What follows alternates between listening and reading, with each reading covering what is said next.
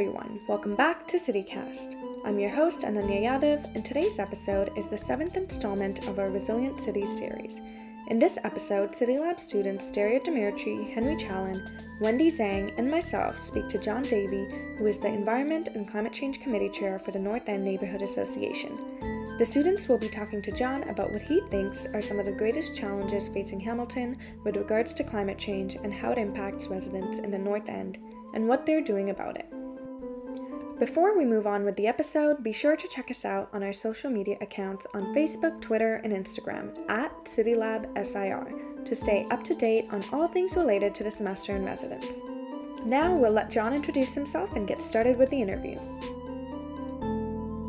I'm Jon. I'm from the North End Neighbourhood Association.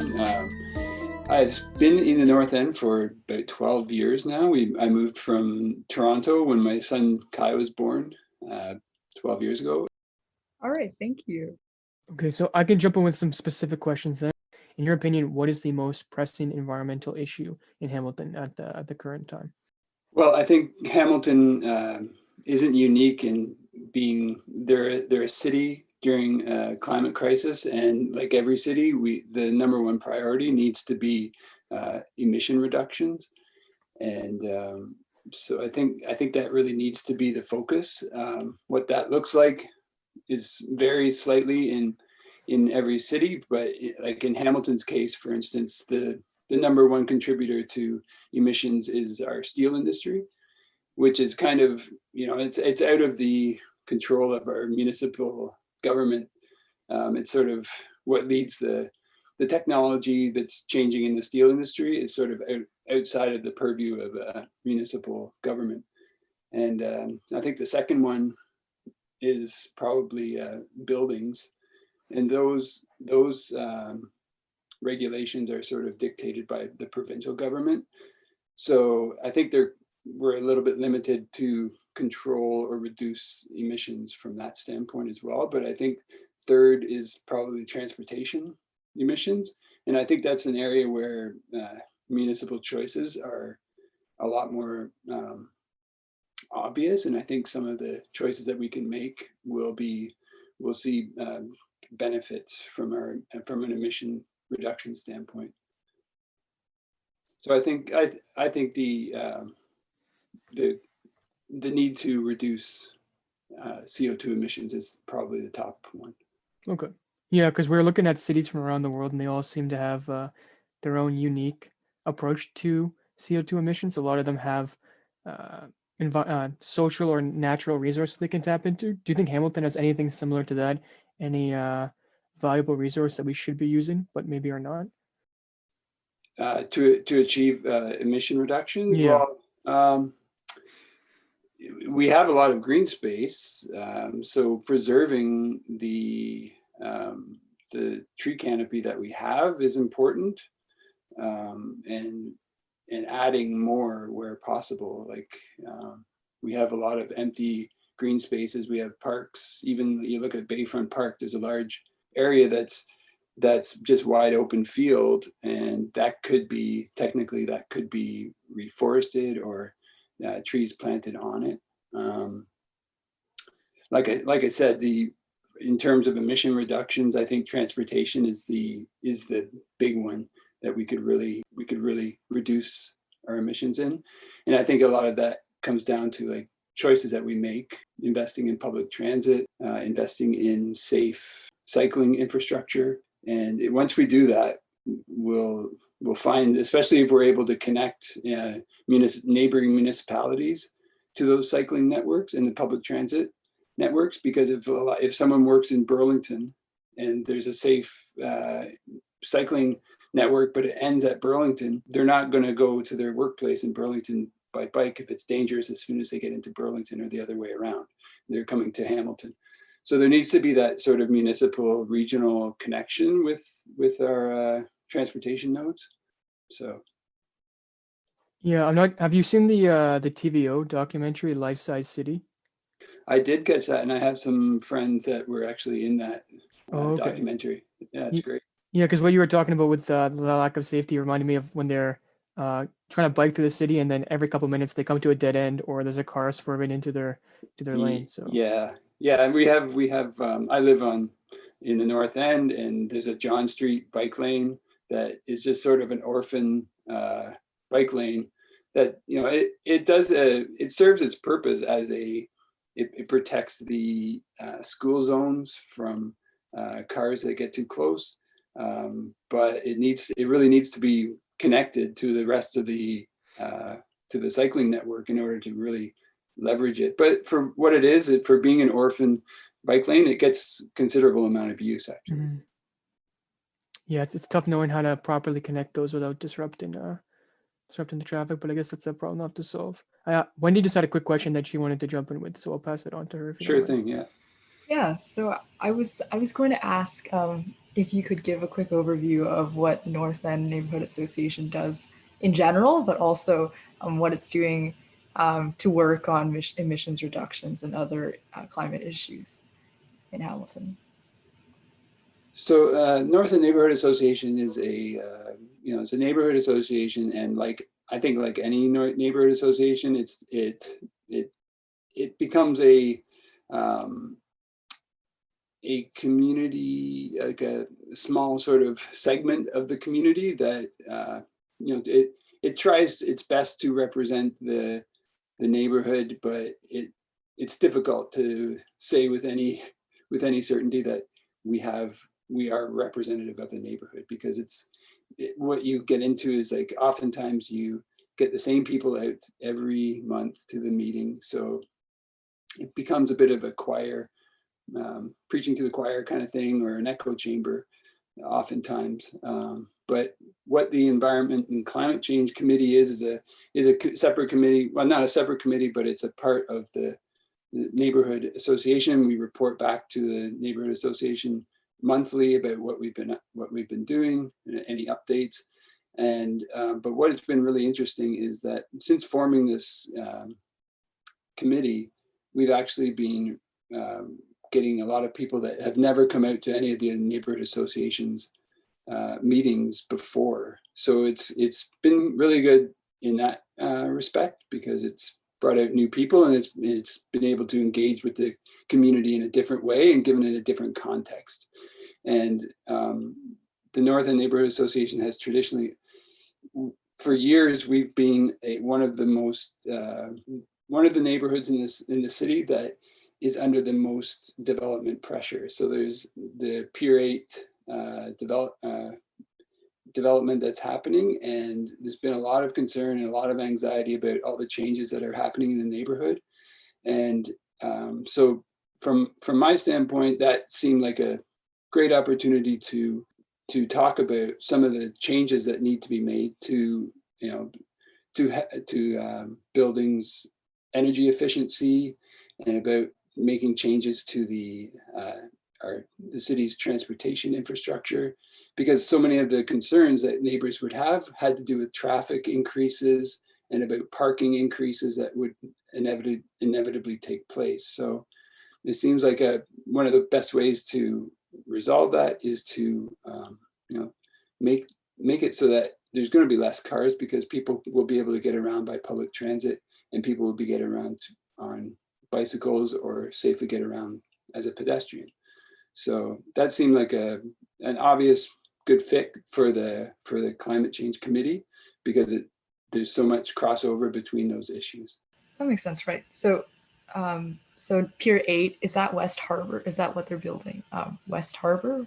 Yeah, so Pier 8 is, I think it was traditionally for years it was sort of an industrial area, and they've in the past 20 years they've made it into something that's publicly accessible. It still had a sort of industrial sort of use and look, but they had a path that went around the whole pier that was accessible, and they've recently sold it to developers to actually build residence there. So I think there's going to be around 1,600 units there when it's all built. So it's pretty exciting for the neighborhood, but it does mean big changes coming. And if we plan it wrong and we develop it wrong, it means a lot more cars and pollution in the neighborhood as well, right? So that's some of the thing that we need to make good choices on to make sure it's the development is done sustainably. Right, makes sense. So the neighborhood, I assume, was was consulted by the city in the development of Pier 8, but now also is the community being consulted about the development of West Harbor with all its commercial buildings and residences? Yeah, the consultation varies, I guess. That would be, there's been some litigation from various groups in the neighborhood bringing cases to the OMB to try to get changes and whatnot. Mm-hmm. But yeah, there has been some consultation, and we have been able to achieve through those consultations, we've been able to get a certain amount of family appropriate units into the mix on Pier 8. So that will be good, because we have 2 schools in the neighborhood that we don't want to, because if the development is geared towards studio and 1 bedroom only, then you don't get families in there, and you end up, the population at the schools starts to suffer, and then they close schools. So I see. I think they committed to a certain amount of affordable housing, right? That's right. Yeah, that's another really important part. And yeah, the Jamesville has a certain amount of affordable housing as well. So, and there's been another, the Houston Street Baptist Indwell building is just completed recently, and it's great. It's got it's supportive affordable housing as well. So there's good things happening in the North End, but there needs to be more. Obviously, there's a affordable housing crisis going on right now, which everyone knows, but we need solutions for. So I guess to build off that, I have a question about like the idea of development in Hamilton, especially in the downtown area, and because I know the city gets a lot of the majority of their money off of property tax and development, but at the same time we want to keep Hamilton affordable and accessible. So I'm wondering what your thoughts are on that kind of strange relationship that exists. Yeah, that's a really big topic, and not really something directly related to the Environment and Climate Change Committee. But I do think it's it's really important that I think that we need more public housing built in order to sort of get out from underneath this sort of market driven. It's just perpetuating itself into further and further, making things out of reach to young people and to people that, working class people, basically. So there needs to be more public housing developed for sure. Okay, yeah, thank you. That actually feeds into another good question we have. So Hamilton has faced a number of different climate challenges, definitely not as drastic as some other cities in the world, but we have had our fair share. So I was wondering what specific challenges you've seen in your own community and how have those affected your stakeholders? I think it is quite noticeable actually on the waterfront, the changes in the climate that are happening. This year, the water level is quite low, but for I think 3 of the past 4 years have been very high. So that the precipitation, the large amount of precipitation increases are showing up in the water levels of the lake. And it's interesting. I was looking at a graph the other day that showed that all the other Great Lakes are at record highs, but the Lake Ontario is being regulated through the various dams that connect into the lake, so that its lake levels are being monitored, being managed to keep it low. But every other Great Lake is at the same sort of highs that they've been in past years. So the increased precipitation is showing up in the Great Lakes, just not as noticeable in Lake Ontario this year. And the algae blooms have been really bad in past years. So we're seeing the effects of having the increased water temperature and the increased runoff with the precipitation, bringing fertilizer and whatnot from farmlands into the lake. So it's getting it's getting noticeable that way. And also, I did a delegation to the city council about a month ago, where I showed sort of some of the changes that have happened over the past 100 years on the lake. Like, I think it was back in 1920s, they used to be out on the lake in the wintertime, cutting out these huge cubes of ice and selling the ice, because this was before modern refrigeration, right? So they're using the ice and selling it, and there was like a pretty lucrative industry, ice industry, coming off the lake.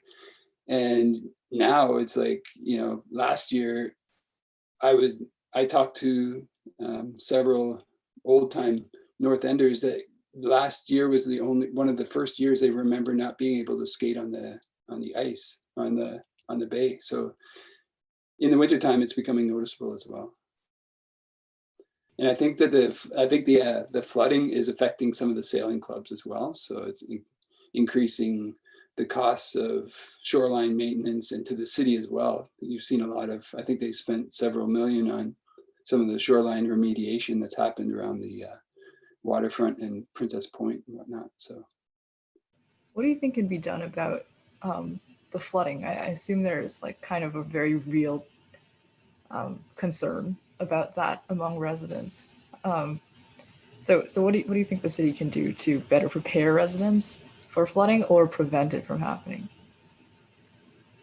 Well, managing the stormwater is pretty important. So I think creating more permeable surfaces where, you know, the storm runoff is not making it into the lake or into the combined sewer overflow system. So, you know, maybe providing grants of some sort to homeowners to break up, you know, if they have a paved front yard, they'll provide grants to cover the costs of breaking that up and making it a permeable surface.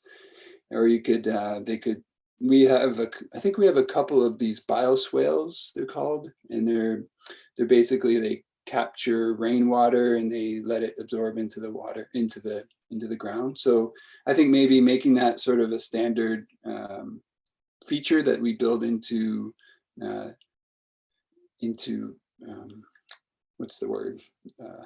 Renovations of streets. When we rebuild streets, we build those sort of bioswales into it, and so we can manage the storm runoff. Other than that, I think they're going to have to build up the shorelines and deal with, because the storms are going to be more severe. There's going to be higher waves, and there's going to be just more general shoreline erosion.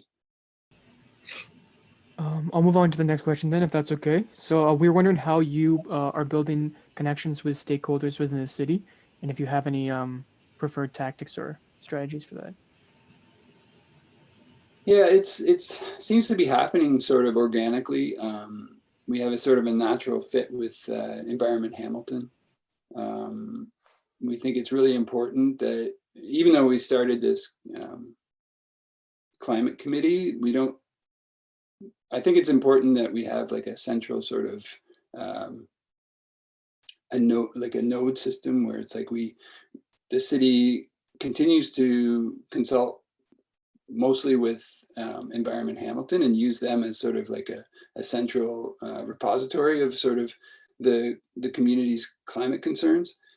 But I think that we've had really good working relationship with the city so far with their SNAP, Sustainable Neighborhood Action Plan workshops. It got interrupted a little bit by COVID, but we've been doing some virtual events, and we did back in, I think it was in October, we did a free tree giveaway, which was great.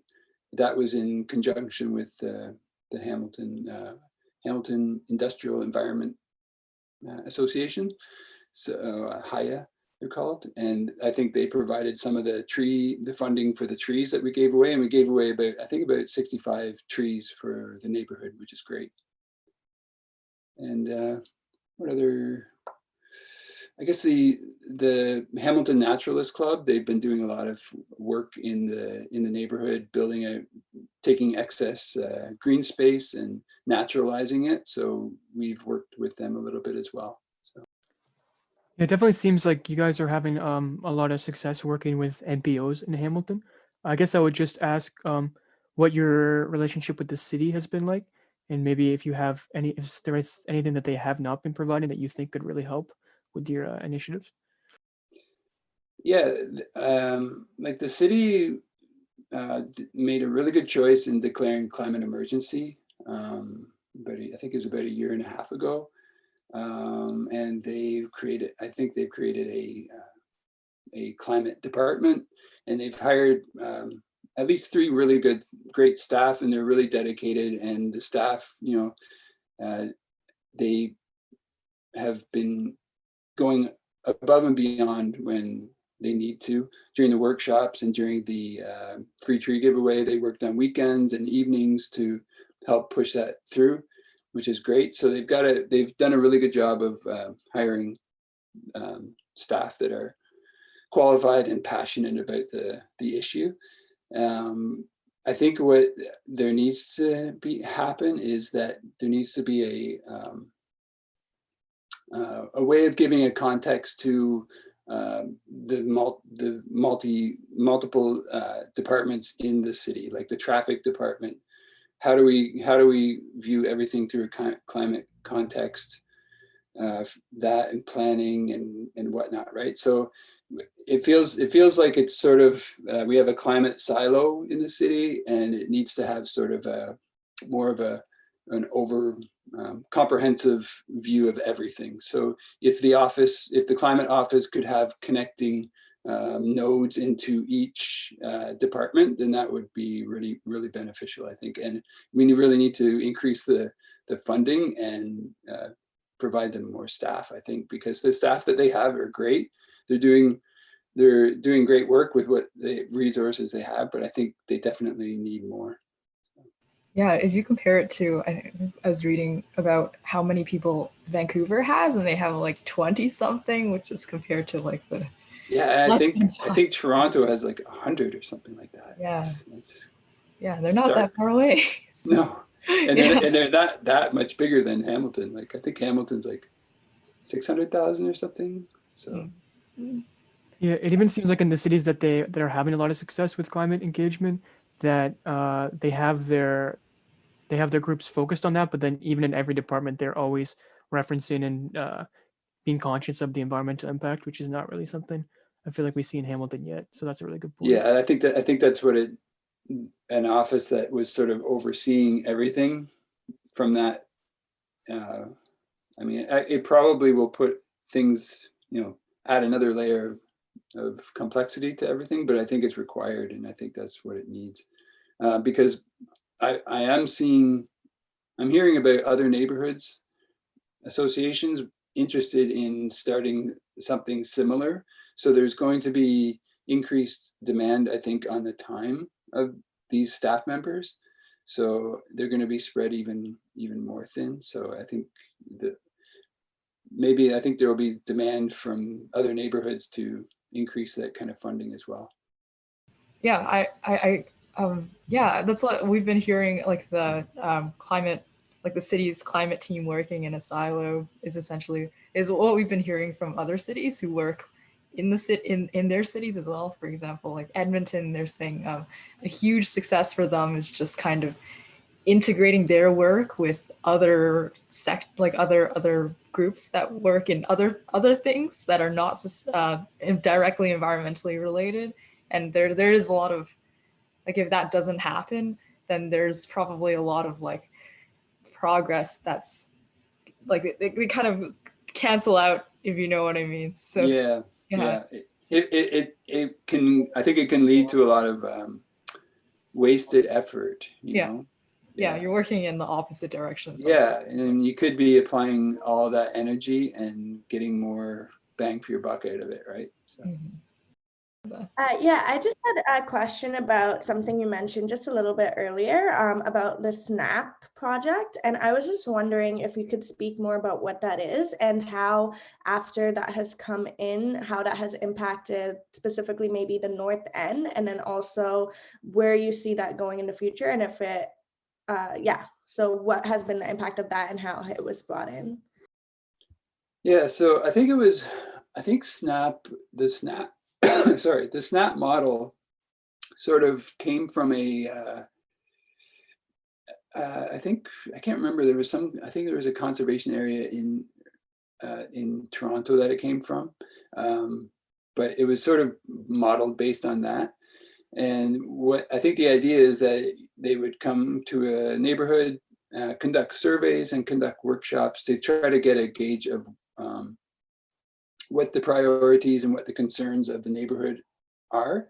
So I think we did one real-time workshop in the fall of 2019. And then we had one planned for the spring of 2020, and then COVID happened, so that got canceled. And everyone was, hoping that COVID would be over in a month or so, but that, of course, hasn't happened. So I think in the late August, we had a virtual workshop, and it was really well attended, actually, considering it was August and COVID and whatnot. I think we had about 30 or 40 people to the workshop. So the city was just kind of wanting to get a gauge of what sort of ideas that they have, residents have for sustainable projects or ways of dealing with the fallout of the effects of climate change. So they conducted a survey, and we've done workshops, and I think the city has a pretty good idea of like where things are heading. I think it'll be great. They're most effective when we can do them real time, because we get a better sense of what people are actually thinking, and it's actually does better job of community building and whatnot.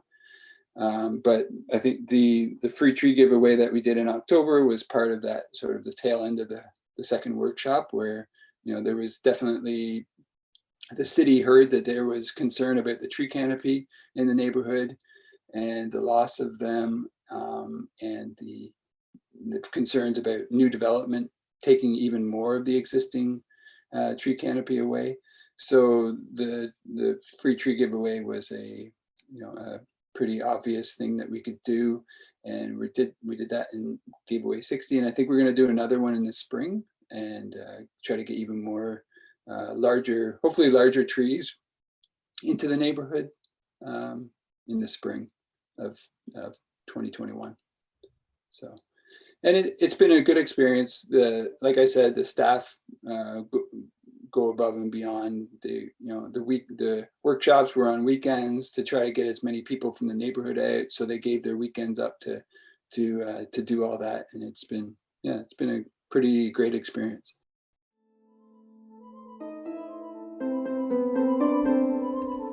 This concludes part 1 of our interview with Jon. Part 2 will be released shortly, and Jon goes into greater detail about the impact of COVID on the association's activities, and he delves deeper into the details of the Pier 8 development happening in the North End. As always, you can share your thoughts with us by sending an email to citycast@citylabsir.org. Thanks for tuning in, and we'll be back soon with another episode of CityCast.